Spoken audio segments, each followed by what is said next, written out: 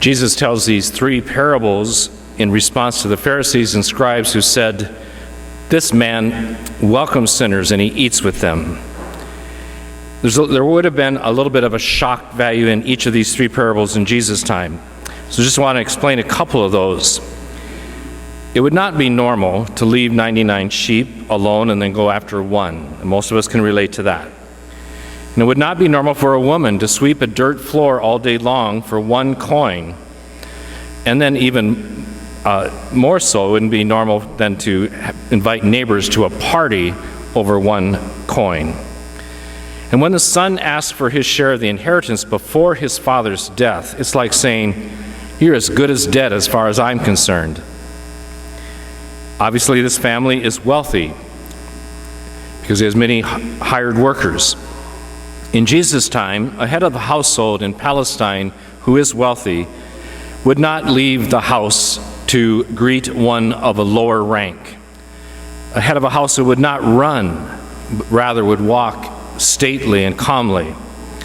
And the head of a household in those days would also not display emotion extravagantly as this father did in public. All this would involve serious loss of face and dignity. And to leave the house and leave his guests to go to plead with his older son also probably would be unheard of.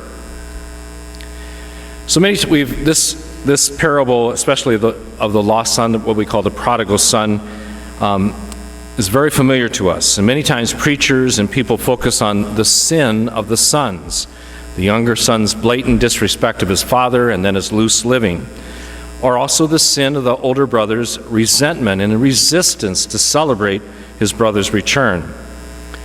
But these parables are primarily not about sinfulness. They're about God and what God is like. The Son of God, Jesus, is telling us about God's hope for us and what God is willing to do for us. The shepherd, the woman, and the father display the desire of God to have a relationship with each one of us. And so he waits for us like the father waited for the son. He runs toward us, and we make any move toward him.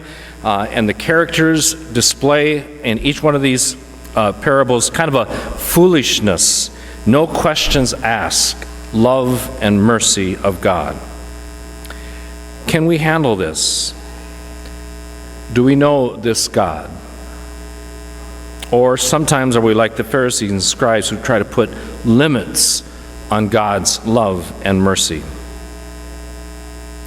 We might sometimes feel like the younger son, a great sinner.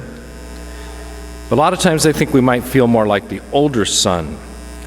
When someone does the stuff that he would do, we would say, justice would say he needs to pay for that or needs to be punished. But with these parables, Jesus is challenging us with a different truth about God.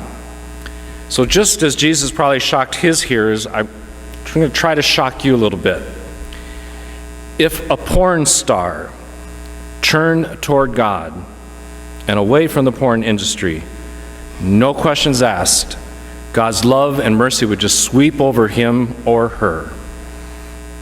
If a terrorist came to know God as a God of love and peace and turned toward that God and away from violence, no questions asked, God's love and mercy would just sweep over that person. And we might ask ourselves or say, well, what about justice? It is about justice, but not usually the kind of justice we think of. We usually think of punishing justice. Someone did this bad thing, they have to pay for it. God's justice is different. It's about restoration, restoring people, reconciling people back to their true dignity and value as a human being, as a daughter and a son of God. If you think of all the things you've heard from all four Gospels, not once do we hear anything about God punishing people. God wants to restore us, to save us from those things that harm us and harm others. God is not out to punish any human being, you or me or anyone in this world. God wants to save.